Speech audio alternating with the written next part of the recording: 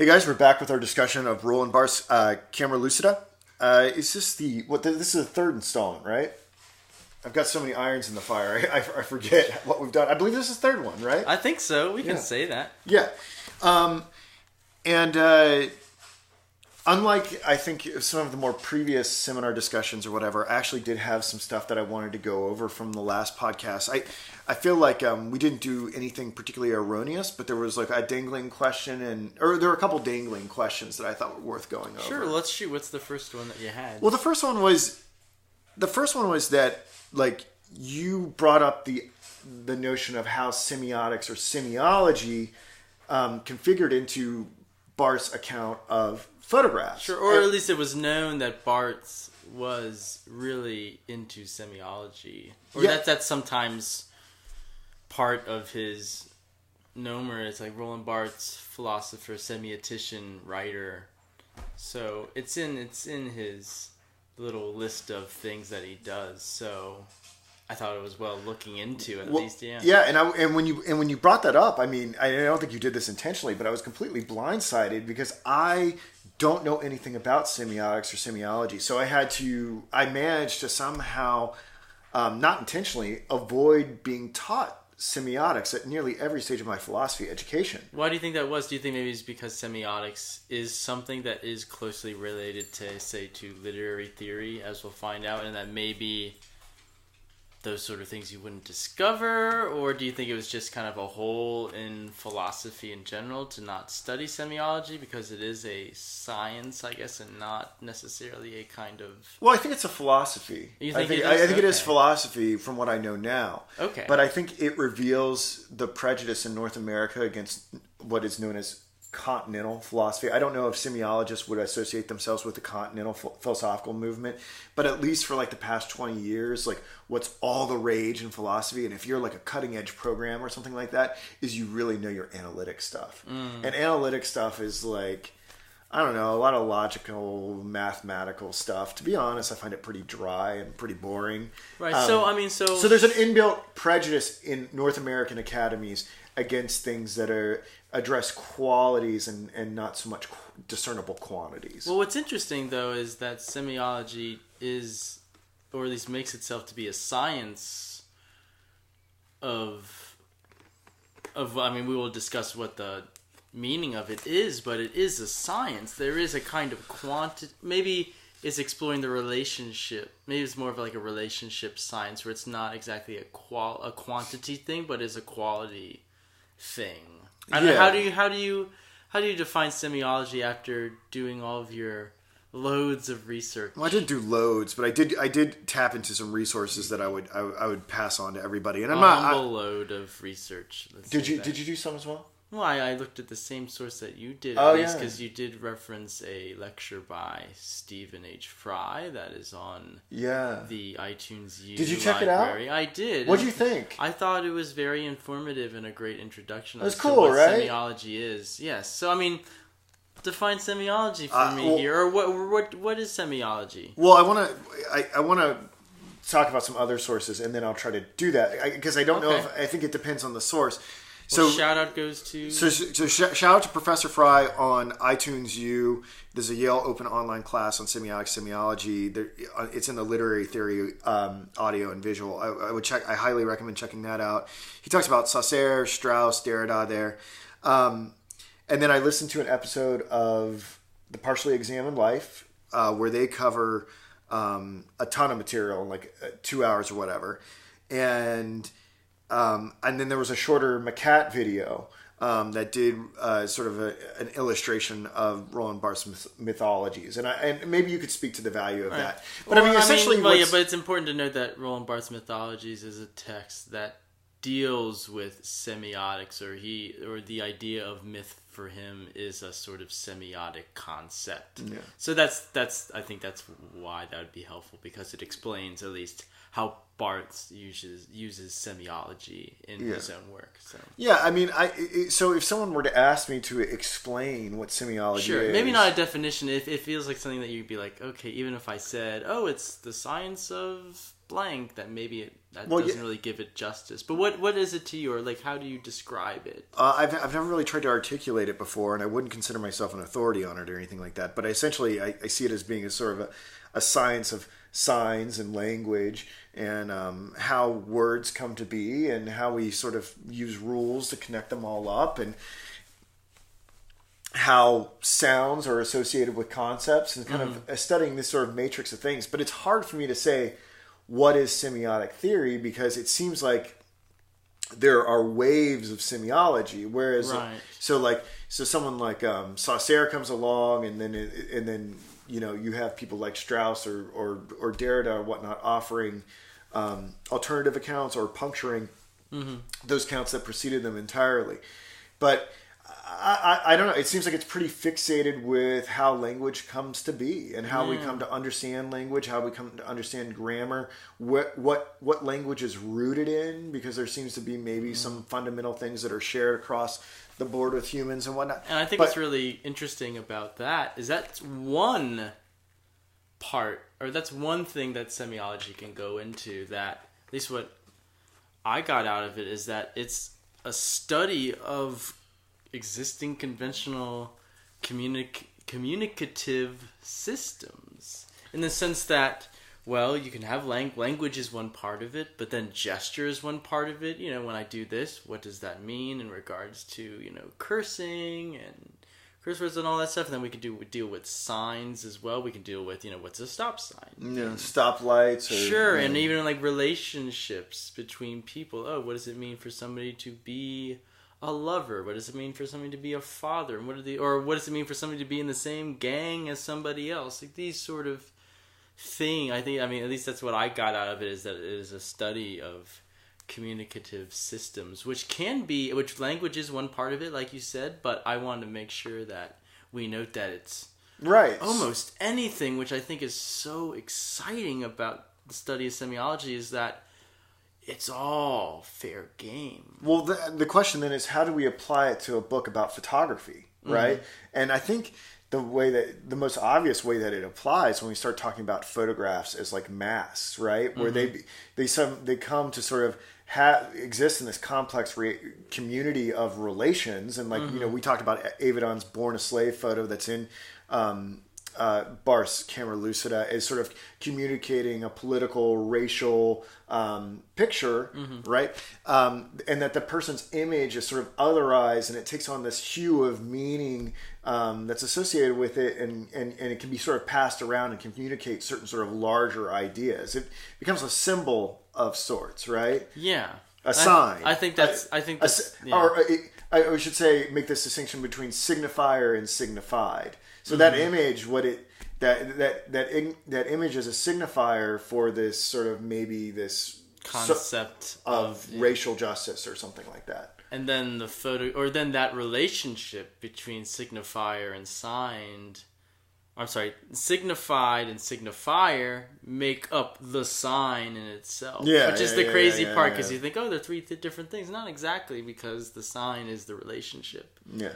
Apparently, I don't know if it's Saussure or Strauss or whatever, but apparently they do like some pretty extensive diagramming in one of their texts. And Barthes does the same thing in mythologies as well. What did you? So I wanted to get your opinion about the Macat little demo video of mythologies. I thought was particularly good at sort of illustrating how a person's image can become disassociated from what they are in the reality, and use the example of like a revolutionary leader, like a communist leader or something like that may have stood for some sort of bloody sort of reactionary movement, but then gets put on posters and T-shirts, and then kind of becomes a symbol of like adolescent rebellion.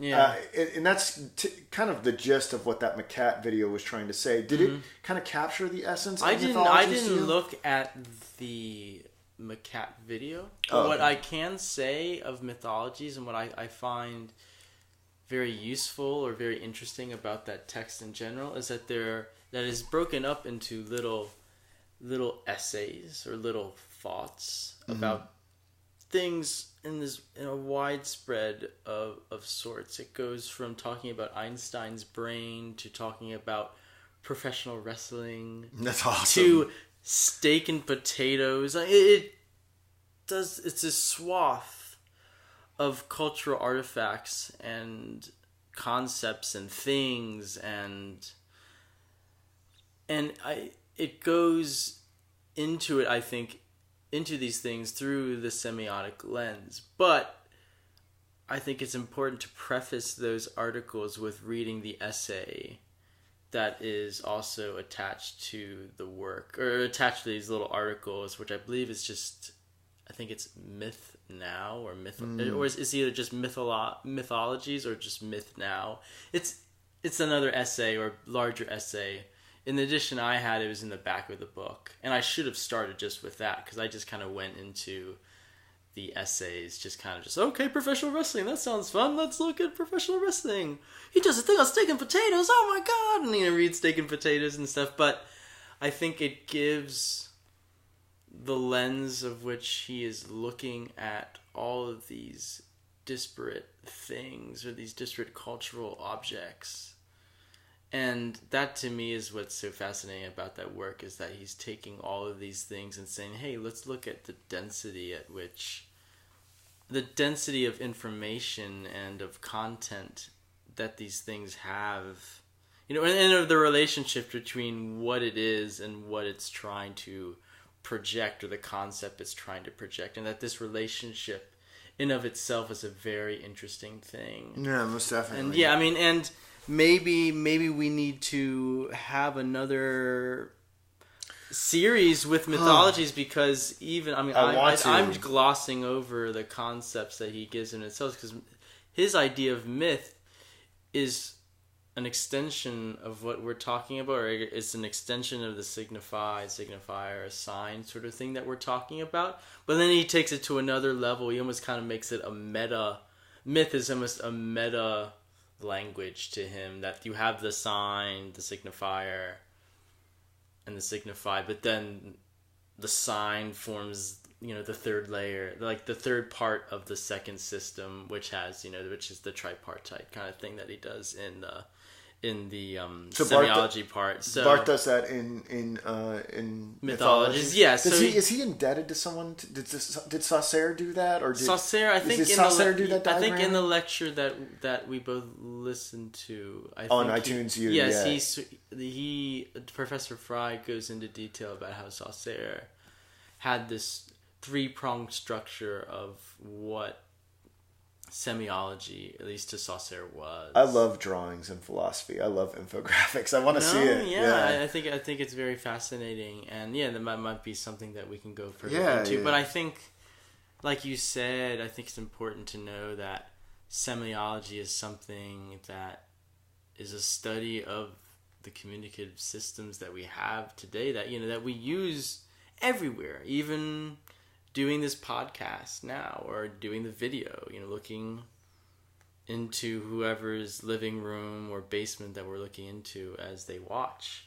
That's another communicative system in itself. There's a communicative system between me and you as interlocutors. There's a communicative system going on between the computer that we have now and between the internet. There's all these different things, and that I think what's cool about Camera Lucida is that it's going into another one of these relationships, which is photography and everything else. Or like Barthes is looking at photography as a communicative system.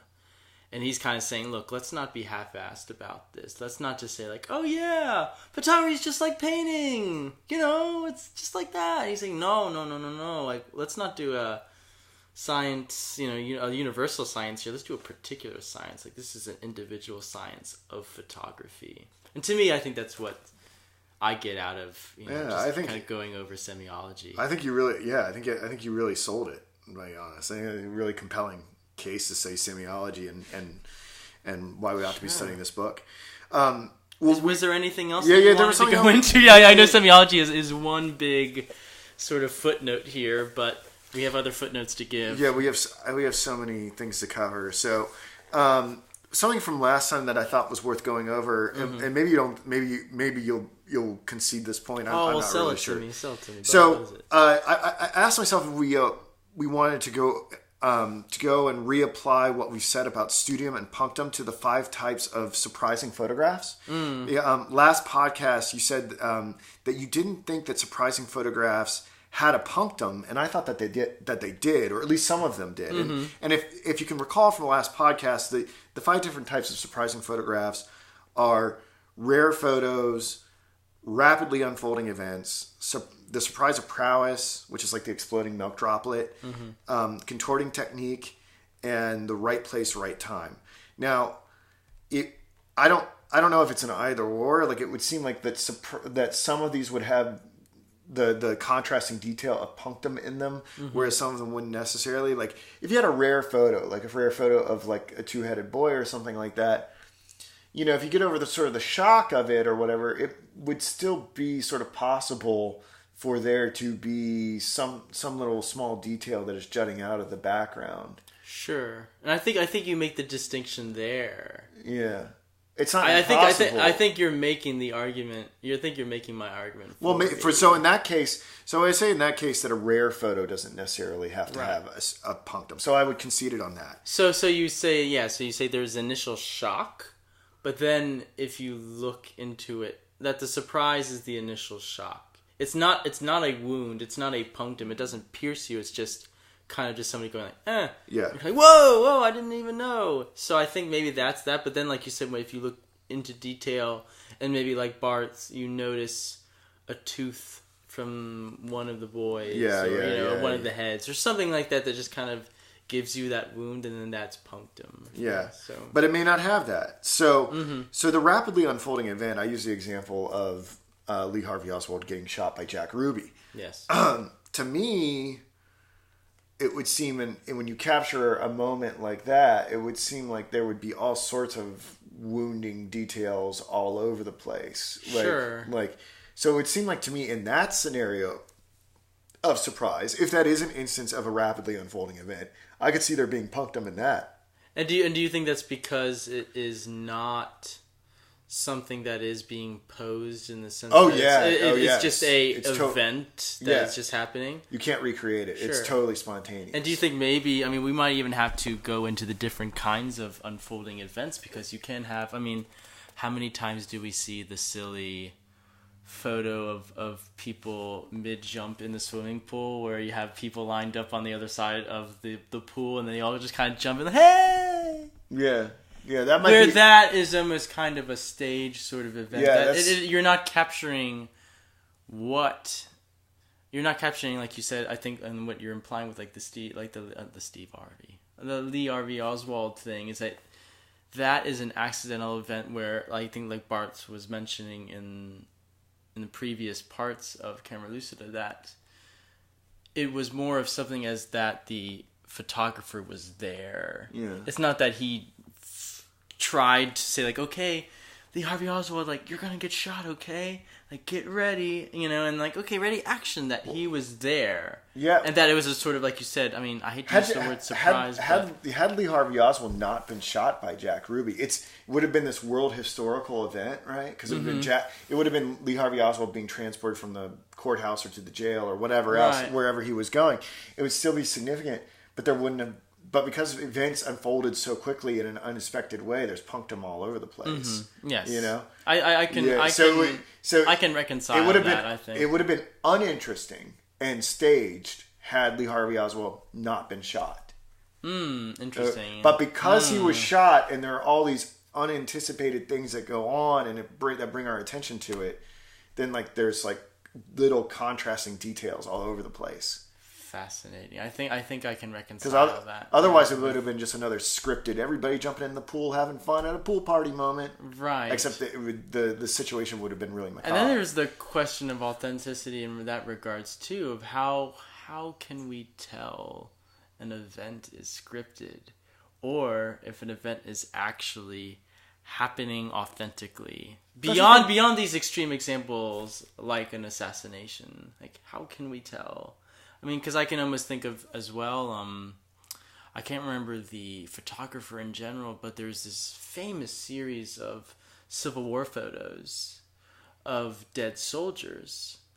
But what's interesting about them is that on initial glance you say, oh, okay, cool, that's a soldier that actually died right on that spot, and a guy just, like you said, the accidental, oh, he just saw that guy laying there and he took that photo at the right time. But some of these photos were actually manipulated by the photographer and his assistants, that they perhaps maybe changed the uniform, or perhaps they moved the dead gentleman in a certain way, or they moved the corpse in a certain way to give a more, say, dramatic pose. So there's this interesting thing where it's not really so much adding life, like making, like I guess like Barthes says in the beginning, making a photo lifelike, but it's almost like trying to make a photo more receptive to punctum, if you want to call it that, where it's like it's this really weird kind of just like, oh yes, this is a unique, authentic event that is happening, that I am witnessing it now, but it's actually fabricated. Well, there's no rapidly unfolding event there with a corpse, so maybe that makes the case. But let's say any other event. Let's say it was actually a man in combat. What if the photographer said, "Hey, can you pose for me?" Or "What can you take this pose?" Would it be that rapidly unfolding event? I feel like we're pretty good at discerning which ones are posed or not posed. It's very hard. Do you think so? Remember what he said earlier about how strange and alienating it is to pose? Mm-hmm. You know, he's talking about there's like, I'm trying to project something. I'm trying to be something for the photographer, and I'm trying to do this, and they're trying to do that. It's like you paralyze yourself so much by trying to pose for the photograph. Like, it's very, I don't know, maybe that makes it, I like to think that I'm able to discern when someone's faking it or not. Mm-hmm.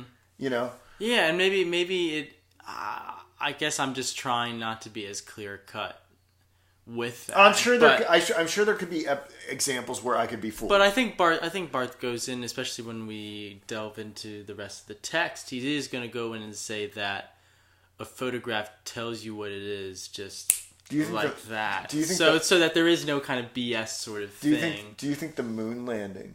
What do you think about the moon? What do you think of Iwo Jima? Yeah, do you think they all just were like ready? All right, let's do it. 1, 2, 3. Get the flag looking nice for us. Yeah, I mean all of these things. Yeah, I mean, like when he's like when you can see the planting the flag on the moon or whatever. It's staged, right, in a way. Sure, in a way, right. It's totally scripted. Granted, that's all. I mean, at least from what I've seen, that's mostly cinema, right? They actually recorded it. So there's single frames that you could extract, right? Where you can see like Earth in his visor or something like that. Is that the punctum there? Mm-hmm. And the scripted moment? Yeah. Can you have scripted moments where punctum still jumps out? Right. Oh, man. Well, because you didn't know, like, when you went onto the moon that you would see the Earth reflected in the helmet. Sure, that's true. Yeah. You can only script things like that so much.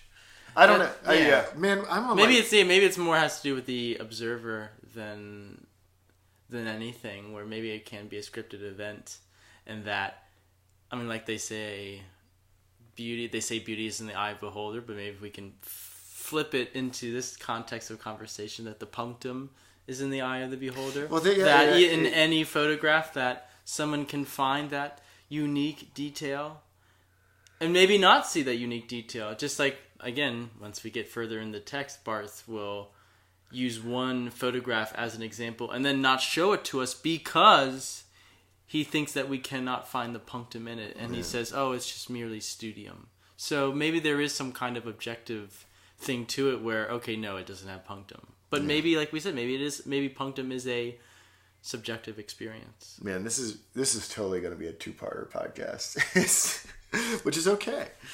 What about the surprise of prowess? Like with the exploding milk droplets. Mm-hmm. So of one person doing just like the art school confidential thing, just perfecting the thing over and over again. It seems like it's too perfect to have a contrasting detail. Or you know what? Maybe too that manipulated, contrast, too scripted. Or perhaps if we use our argument from the last number, or I guess from the last thing, talking about the rapidly unfolding event, that perhaps we can find the nuance in each thing, even if it is the same thing. let's reach back to Heraclitus, right? Where, you don't walk into the same river twice, baby. You know what I mean? Like, you don't. So maybe when you're looking at that's the a direct same quote, by the way. I think you include baby in it too. And no, but maybe with the same exploding milk droplet, you never see the same exploding milk droplet twice. And that maybe there's a nuance in each exploding milk droplet that you kind of like notice. You're like, oh, look at that! Like, I see the reflection of the.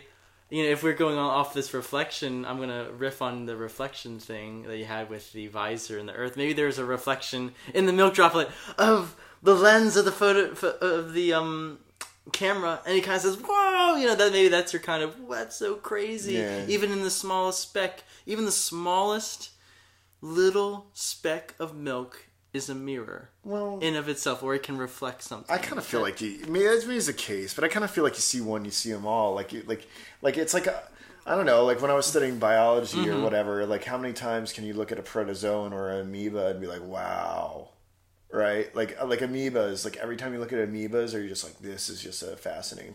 I just feel like you see one amoeba, you've seen them all. I don't know, but I feel like maybe, again, regardless of how good the photographing microscope gets. I don't know, man. I mean, maybe we have to go. I'm going to use another turn of phrase. Don't hate the player, hate the game. But maybe in Barthes' terms, like, don't hate the referent, hate the observer. You know what I mean? Or maybe it's you. Maybe it's your fault. Maybe it's the person looking at the photograph that's not really giving the detail. Giving the proper punctum. I did get super bored in my science labs. My IQ would drop 40 points when I went to a lab. Well, that's another discussion, probably.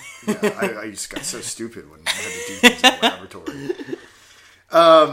And maybe that explains a lot of other things that are laboratory in nature and why I don't like them.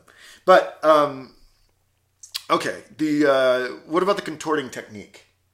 So the idea of using like making it all trippy and psychedelic by making it more like a painting or something like an abstract painting. I don't know if there would be punctum in that. I think you're right, because it would just be when we get to the text today, he's going to talk about one punctum being, or another part of punctum being the temporal element of it, that this person existed and they're going to die. And then also, I'm looking at that photo now and I'm going to die too, that it creates this sort of metaphysical quandary of, okay, who am I living now? And that maybe a distorted photograph doesn't give you that sort of feeling, that sort of punctum that maybe a standard portrait would. Mm-hmm. That's at least my take. And again, Bart's going to go into the whole idea of how photography is just a no BS sort of medium anyway, and that maybe with this, I mean, do you think with this distortion of technique that it can kind of create a different way of looking at a picture that maybe makes you think like, oh, maybe that thing didn't actually exist. Maybe that thing's actually not there. Man, I don't know. We gotta go to an art museum and try some of these theories out. I just feel like it would just be all like trippy stuff. Although I have some stuff on the wall over there. I don't know, like some Polaroids. I don't know. My inclination is to say no, but I mean, anything is really possible. Now, I do think the next one is totally true. Okay. Right place, right time. Because I think that's the one with the accidental part. Yeah, I feel like that's the one with the nuns and the soldiers. That's oh my God, there are nuns and soldiers intermixed into this general scene. Mm-hmm. And the nuns are the punctum. I feel like that... Yeah, that has the duality that causes convenience. Sure, and I think what's interesting is then that Barthes also contrasts that with a picture of a nun posing with prostitutes and says that doesn't really matter for me because it's staged. It's staged, right? Yeah. So to recap, we didn't think that the punctum was necessarily there in rare photos. We said that it very well could be there in rapidly unfolding events, but could be staged. Yeah, but whether we can tell it's staged, we don't know. Yeah, I tend to think that in authentically rapidly unfolding events, there are punctum. Okay. Surprise of prowess. I tended to say no. One amoeba. You seen one amoeba. You seen them all, but then you called me lazy. Contorting technique. I don't know. I feel like contorting techniques sets the general stage of psychedelia. I don't really feel like it adds anything new. No contrasting detail. But I could be wrong. We got to go to some hippie museum. Sure, or maybe it doesn't key into the temporal element of photography, or that thing has existed and it is not there anymore, or that it doesn't have the temporal element. And then the right place, right time. We did say that likely had the punctum. So we were both right and we were both wrong, I think. That's fine. I mean, I that's sort of life in general. Yeah, you're right and you're a little wrong. I mean, I feel like you can put that on my fucking epitaph, man. Well, CJ, he was right and he was wrong. I think I got 2. I got 2 out of 5, and you got 3 out of 5. Oh well, I'm not keeping. Actually, count, depending on how we feel about the third one, it split the difference. It actually is 2.5 each. For anybody keeping count. Because that's how you do philosophy. You keep score. You keep score. It's okay. Oh man, yeah. I have to keep a tally now. All right. So through 30 minutes, we are tied. Okay. Great. So going on to chapters 23 through 30, he said, in regards to the punctum, he said film galloped along too quickly for us to find the punctum in a frame. Mm-hmm. There was no time to meditate on such a detail. And I wanted to ask you, do you think that's true? What do you think? I don't know if that's true. I mean, maybe if we're watching something like, I don't know, like On the Waterfront or something like that, which has like a plot or something, but in like more experimental film or cinematography or something like that. I'm sure, I don't know David Lynch's do you know David Lynch's movies that well? I don't know them that well. I bet he's experimented with this. Blue Velvet, maybe Eraserhead. Yeah, not really. But yeah, maybe I'm sure he has. But I think what Barthes is getting at is that there's not a freeze frame where there's not, okay, this thing happened and now it's just encapsulated in time. That film is based on the flux, like you just said, like Barthes says. Film is based on the flux, while photography is based on taking this moment and putting a stamp on, almost like a butterfly, almost like, how you pin the butterfly to one of those little frames and then you hang it up. All right. That a photograph is like that. But if you had the butterfly just kind of flying around in a little cage, and you're like, hey, look, it's not moving. Like, that's the same, right? Like, no, it's not. The butterfly is still moving around. There's still the motion. I think maybe that's what Bart's getting at. But when you put that butterfly up and you pin it to the wall and it dies and like there it is, that is photography for him. All right, well, do a little experiment with me. Okay. All right, just stare into the camera right now. Okay, just kind of don't move. Okay, and let's do it for like 3 seconds. Okay. All right. I don't know if that was 3 seconds. Okay. All right. Surely in cinema we can have these moments that are elongated where there's like the people are immobilized, but the film is still rolling. Mm-hmm. And maybe people are looking at this piece of art that's above us, or maybe people would say that is a punctum, and we were immobilized, yet we were being filmed. Right. I mean, but the film's still going. I think that's the thing, is that we're not posing and then taking a picture and then looking at that picture, that we're not trying to create. I think what Barthes finds interesting here is that he's not so much concerned with the illusion, I think, of cinema, that you can have these things and say, oh, look, it's still sort of not moving, or that, like, hey, look, it's a moment in time that's encapsulated and yet it's still moving within the flux. I don't know if he's interested in that sort of, and I think he calls it cinema an illusion in that sense too, but I think he's more interested in this, and what we'll talk about later, in this sort of madness of photography, that it is this moment that is sealed in time.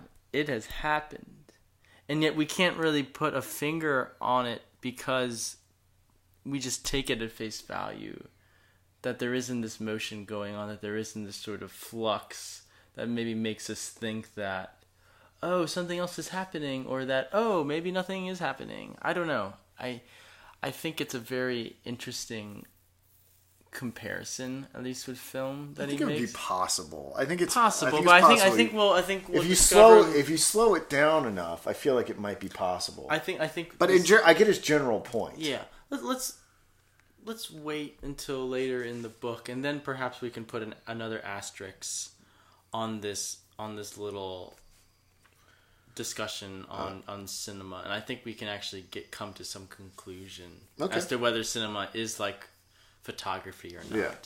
All right. Well, so after he talks about that, I mean, he talks about how he starts to go over photos of his deceased mother. Yes. Right.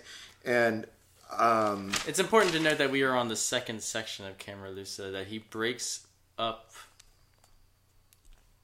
the book into two parts, and that this second part is a sort of... Why do you think it's significant? Yeah.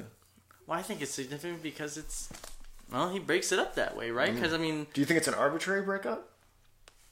I don't think so necessarily, because he goes into this really... It gets really personal. Really personal, really, I think, at least for me, the second section, and maybe we'll dive into these points, but I think there's a lot of profound insight, and I think he really picks up a momentum and a kind of feeling in this part. And like you said, I think maybe that has also to do with the idea of the photograph for him that is so personal, and for him captures why he looked into photography in the first place. Yeah.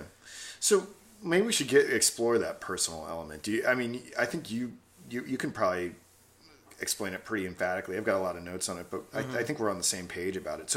So he goes and he finds this picture of his mother, and what does he say about this photo of his mother?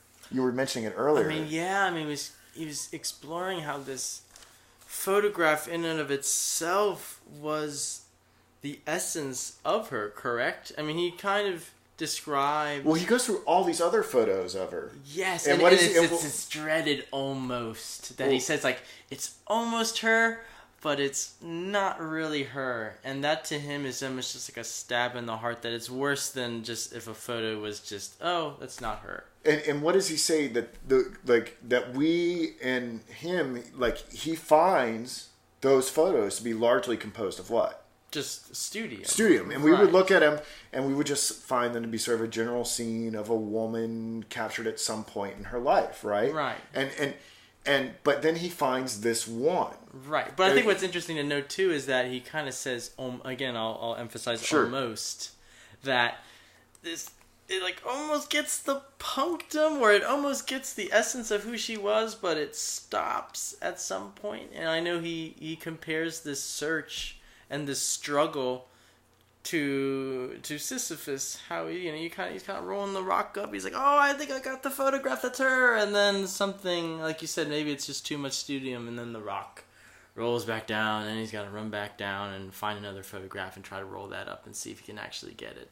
So I think that's profound in our discussion, at least in the sense that photos can come close to studium, but they can come close to punctum, but then can just not really get over that part of the hill to actually complete the wound, or to pierce the body, I guess, if you want to continue that analogy of punctum. Well, I have a lot of questions about this, and I may end up jumping around a little bit or whatever, because so he finds this photograph of his mother, his deceased mother, and he doesn't share it with us.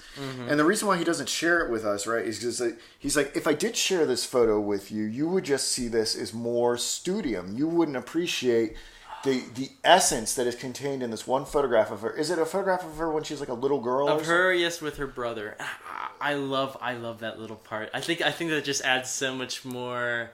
I don't know. I mean, it's frustrating, but almost in a sense like he's kind of not playing with us, but it almost encapsulates the gravity of this photograph for him, that it's so deeply personal. And he'll go further in, and we'll talk about how photography for him is a very personal thing, that he'll look at photographs by himself, or that we usually look at photographs by ourselves.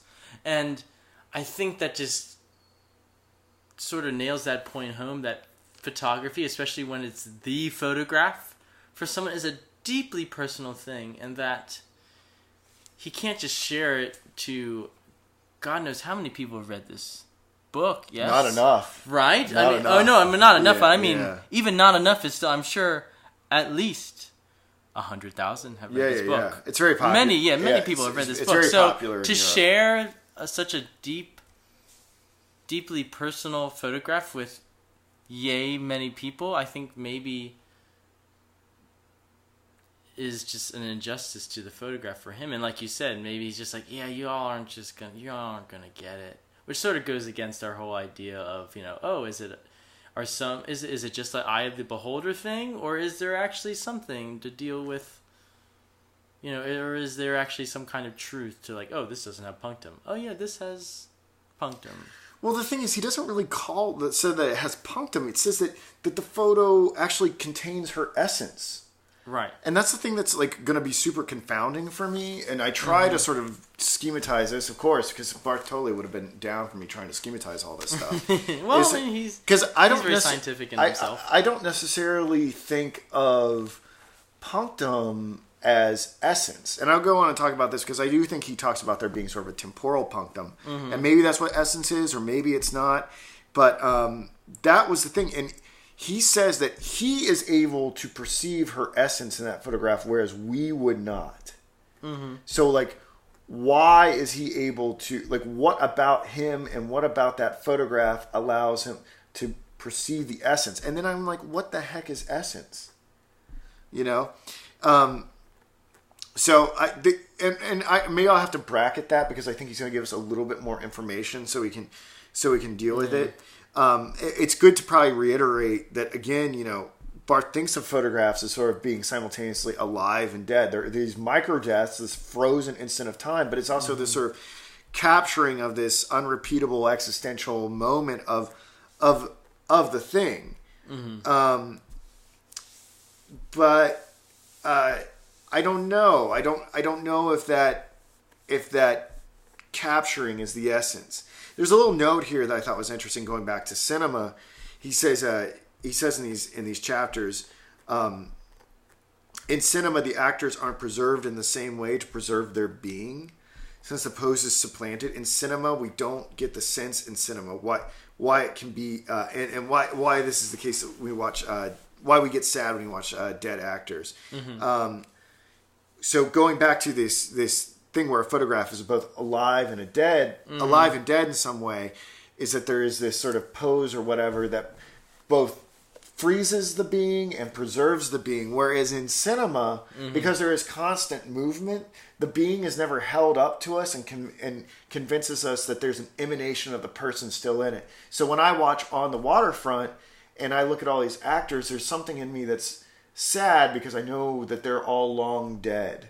Right? Because they're moving at such a rate that I can't really perceive that moment of being that is underneath it all. What did you think about that? I think that makes sense because I think he's saying that, cinema mimics life in that way. That it mimics life in the flux, in that temporal flux. Not the same temporal that he's talking about, but in the flux of that.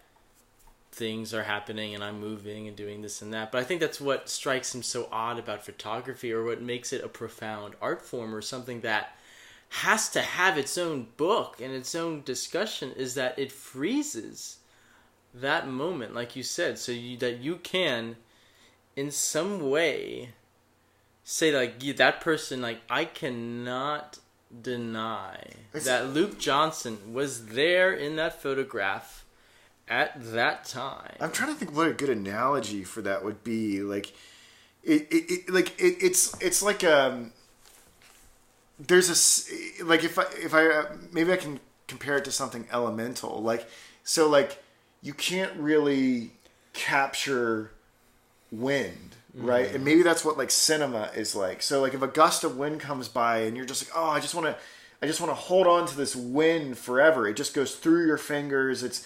It's the physics of it don't work where I can hold on to it. Mm-hmm. Whereas if it's a photograph, it's more like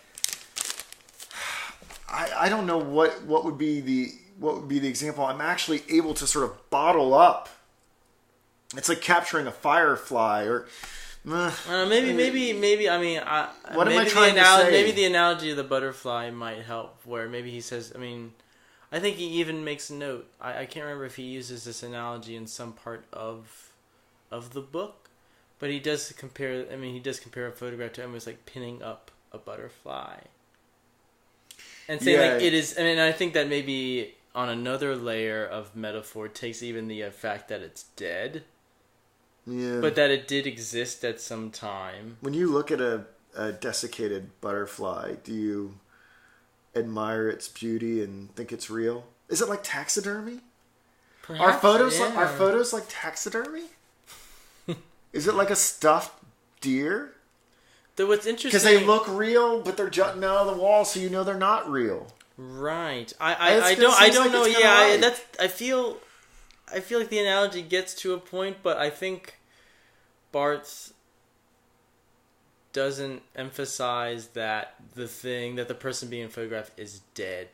I think that's one point he mentions. He's like, look, like some of these photographs, like the person's still alive. But we also know they will be dead. They will be dead, right? Like, but they're not. Yeah, but I mean, maybe like taxidermy. It's not like we know that thing might be dead. That time slice of them is dead. Right. The time, like just the time slice now is dead. Mm-hmm.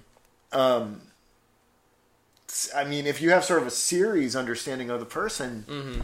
that moment is dead, even though they are still alive or whatever. You know, like I don't know. Like if I think about how you feel, like, have you ever looked at like a photo of an actor who's like very old now, but you look at a picture of them in their youth, like, I have this image of Robert Redford in my mind, and like. Because I think when I was growing up, they always used to play like Robert Redford movies, like on Sunday matinees or whatever. Like, mm-hmm. It was the one he did with was it Butch Cassidy and Sundance Kid? Sure, I think Western movie. Yeah. So he's like forever. He's like forever 30 something or 40 in my mind. But like if you look at Robert Redford now, he mm-hmm. does not look 35. Mm-hmm. You know what I'm saying? And so when I look at an old, or if I look at I don't know. If I look at an old picture of Robert Redford, even though he's still alive, it makes me kind of sick. And then to go to your point too, because that version of him is dead, right? And that you also know too that person is not going to be like that forever. No, they're going to die, and they're going to wither to that point, like you said, or maybe not even wither to that point. I mean, just like Roland Barthes, who died in a car crash, relatively was that how he early? Died? Yeah, he died in a car crash, but.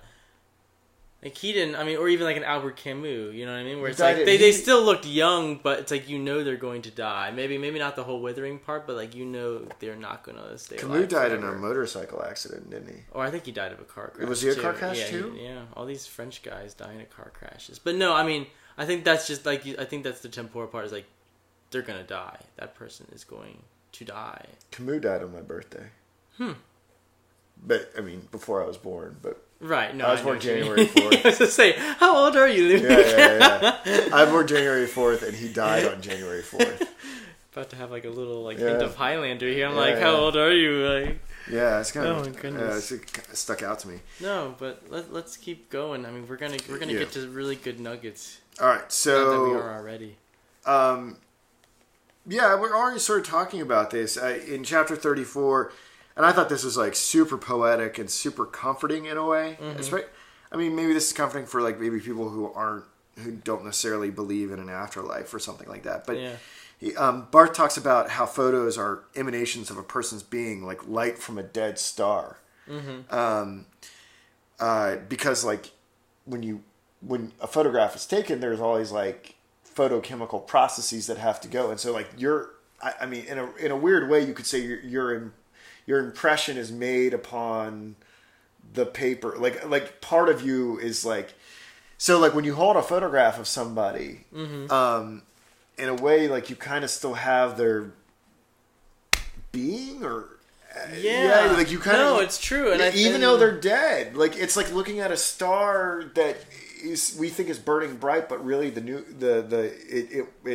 supernovaed or died out like billions of years ago. And I think, and then that's I think like you said, that's almost kind of, I think what Barthes calls the original truth of the photograph. And I think that's why, and he goes into this, I think, after making that point, why he hates color in photography is that it sort of creates an artifice between an observer and that original imprint, that original emanation of light. Yeah, I wanted to see if you thought that was true because, like you said, he thinks that black and white photography best captures that moment of the subject's being. Mm-hmm. But then he says that he believes color photography to be cosmetic. In my lecture series, I described it as like putting makeup onto a corpse. Right, and that's how he describes it too. Oh, is that how he did it? Okay, yeah, all right. Like all right. I don't want to. Oh no, it's okay. Hey, great minds think alike. No. I got confused about what he said and what I said. I don't want to give. Oh no, the it's impression. okay. Hey, maybe you thought the same thing. You said, oh, maybe it is like that. I mean, that's always a kind of funny little instance where you kind of think the same thing as another person. And you kind of say, oh well, maybe genius is something that just kind of goes everywhere, No, I'm pretty sure if he said it, then I got it from him. But that's fine. But do you think that's true? Do you think that's true that color photography is purely cosmetic? I mean, does it? Because I feel that way maybe about like Instagram filters, right? Like sure. Like we have a filter on this right now. We have a filter on this. What's being recorded and put on YouTube. If you're listening and you're like wondering where this is, it's on Radioland. This is you go search on YouTube, and we have the sepia filter on our little crappy MacBook camera. Mm-hmm. I don't know. Do you feel like the sepia filter is presenting us in our most authentic way or distorting us? What do you think? I think, like you said, I think it is a modern day example. People who are watching us at home, I just want us to touch fingers. Good. There are TVs that have internet on them, and people can like watch this like a real show, not just like on their phones and stuff. Yeah. Let's touch fingers. Interesting aside, but I think a lot of this little topic has to do with the technology, especially. I mean, we're talking today about how we can take pictures in color already, and I think maybe Bart is talking about a time where black and white was the norm, or at least he's talking about a time when black and white was the norm and that one had to add color to a photograph. Because I've even seen that in films, or even in some films where black and white films. Gone with the Wind, they did that. They went back and colored over it or whatever. Right. Technicolor. Yeah, Technicolor. Exactly. Maybe the Wizard of Oz. Oh, sure. It's a Wonderful Life. There's a color version of that as well, where they, like you said, they kind of edited over. Nat with Geo color. did it during the transition or whatever. But the thing is, like, so now we have the mechanical means to capture photography. To me, it seems like color photography is a more accurate representation of the being before us. We don't see in black and white. Maybe Barthes did, but I see it in full color. Sure. I don't think color photography is an unnecessary add-on. That's, unless we want to say that the person's being is somehow communicated by things other than color. But then what is it then? Is it their shape? I mean, or what is it? What is what? What that fundamental undergirding. I think the fundamental thing is, and I think like what we're getting at is that person was there on that day, posing in that way, and had a picture taken of them, had light flashing off of them. I think the temporal element, that is the most important part of the photograph. What about do you think the resolution matters? Because obviously the resolution has improved. Oh man, again, I'm like Bart. I don't take photographs. I have no idea what it's like to be an operator. Because I've seen like black and white photos. Like, so I have a lot of friends who do photography, and they will switch back to black and white. But they've got these hypersensitive. They've got these like $10,000 cameras, and then they'll go shoot it in black and white, and it's like, realer than real life. Sure. Are you familiar with the photos of Anton Corbijn? I'm not. Oh no. I mean, he doesn't. No, he does a lot of promotional stuff for musicians. And any kind of black and white photos that you've seen of famous bands like U2, Depeche Mode, yeah, Coldplay, probably even like you probably, or even Tom Waits, like you've seen Anton Corbin's work. Is but it yeah, like, he sort of has that black and white, really. Is it realer than real? Is it like it's gritty? At least like it has it portrays a certain kind of maybe like should we say essence of a person, or at least like everybody feels like, oh man, like I want to get photographed by Anton Corbijn because then. You know, the music kind of has to live up to... Or it's this weird sort of relationship that we can't go into. But I think a lot of this conversation, again, just goes to technology. And I wonder if a lot of the semantics in Barthes' argument here has to do with the time, with the development of photography at that certain time. Yeah. And that maybe we're just making... Well, see, I don't a mess out of this. I don't like. We don't really have to. I'm not. I don't object to the color, but I'll object to the Instagram filters because it's sure. I think maybe today that is probably a better way. Because to me, that's obscuring the person. Mm-hmm. Like when you put a gauze like mat on something like that, like you're kind of like making everything flat, and the person kind of goes into the background or hyper jumps out and becomes kind of cartoonish. I think that is what Barthes is getting at, even with color, and I think that's maybe what we should focus on, is that it is ruining the temporal element, that by putting a filter or by putting, like Snapchat has all these silly little filters that you can put on your being or your person, to make you look like a dog or whatever, that those things that's super cute, by the way, ruin the temporal element of the photograph, or ruin the straight up truth that you were there at this time getting your photo taken. I think like you said, kind of ruins that original truth, or that really profound moment of being this emanation of a star or something like that. I'll agree with the filter in the Snapchat. Yeah, stuff. let's leave it there. Let's leave it there. Maybe we can use that by analogy. I like Barthes my color saying. photography. No, that's fine. Dude, it's 56 minutes. Sure. Do you wanna just cut this one off and we can go to the next one? Yeah. Why don't we Let's do that? It. Okay. I forgot to mention this at the beginning, guys. There is a Noetic app now, so go and download that from Google Play and the App Store or whatever. And if you've liked the programming that we've put together for you, so we can make more of it, go ahead and make a donation within the app. Okay. All right. We're gonna do part 4 now. Okay. See you in a second. Bye.